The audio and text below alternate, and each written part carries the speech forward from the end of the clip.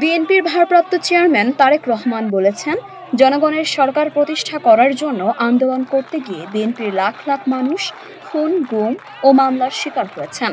স্বৈরাচার পালিয়েছে, কিন্তু জনগণের রাজনৈতিক অধিকার এখনো অর্জিত হয়নি। এজন্য আমাদের আন্দোলনও এখনো শেষ হয়নি। যতক্ষণ পর্যন্ত জনগণের সরকার প্রতিষ্ঠা না হবে, ততক্ষণ পর্যন্ত বিএনপির আন্দোলন চলবে।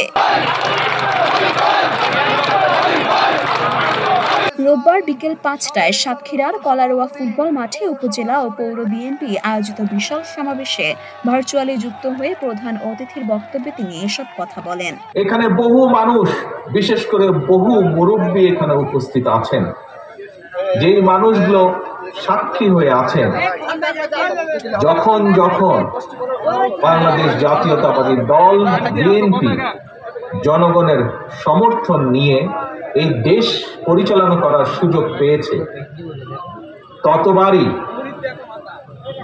বিএনপি চেষ্টা করেছে দেশের মানুষের জীবন উন্নয়ন করার জন্য, দেশকে সামনের দিকে এগিয়ে নিয়ে যাওয়ার জন্য। এই এলাকার মানুষ, একটু আগে আপনাদের সন্তান হাবিব, সে তার বক্তব্যে বলেছে যে অতীতে যখন তার কাছে সুযোগ ছিল এলাকার মানুষের জন্য, এলাকার জন্য সে কাজ করেছে। এখানে উপস্থিত প্রায় সকল মানুষ হাত তুলে তাকে সমর্থন দিয়েছে।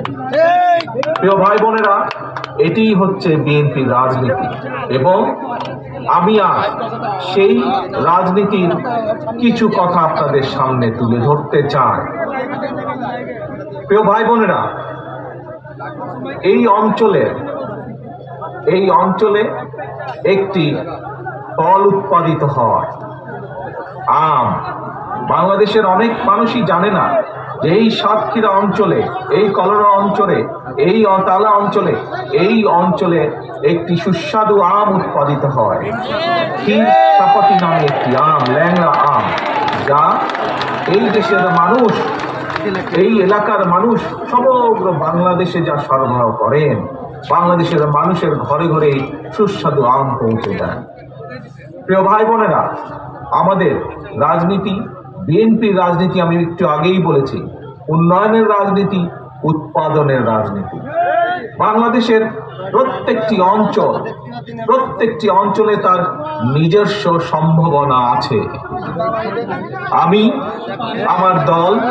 আমাদের দল বিএনপি, আমরা চাই এই যে বাংলাদেশের প্রত্যেকটি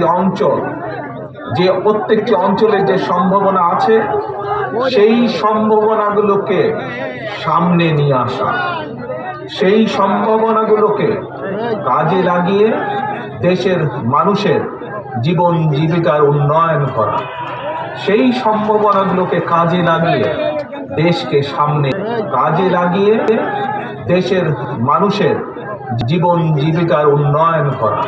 এ সময় তারেক রহমান সাতক্ষীরার আম, চিংড়ি ও সুন্দরবনের কথা উল্লেখ করে এসব পণ্য উৎপাদন ও সংরক্ষণের মাধ্যমে বেকার যুবকদের কর্মসংস্থান গড়ে তোলার উদ্যোগ গ্রহণের কথা জানান। সমাবেশে বিএনপির কেন্দ্রীয় প্রকাশনা বিষয়ক সম্পাদক, সাবেক এমপি ও সদ্য কারামুক্ত নেতা হাবিবুল ইসলাম হাবিবের সভাপতিত্বে আরও বক্তব্য দেন কেন্দ্রীয় গবেষণা বিষয়ক সম্পাদক আজিজুল বারী হেলাল, রংপুর বিভাগীয় সহ সাংগঠনিক সম্পাদক আব্দুল খালেক, খুলনা বিভাগীয় সহ সাংগঠনিক সম্পাদক জয়ন্ত কুমার কুণ্ডু, বিএনপি চেয়ারপারসনের প্রেস উইং এর কর্মকর্তা শামসুদ্দিন দিদার, জাতীয় নির্বাহী কমিটির সদস্য ডাক্তার শহীদুল আলম, অ্যাডভোকেট শাহানারা আক্তার বকুল, সাতক্ষীরা জেলা বিএনপির যুগ্ম আহ্বায়ক তরিকুল ইসলাম, আইনুল ইসলাম নান্টা প্রমুখ।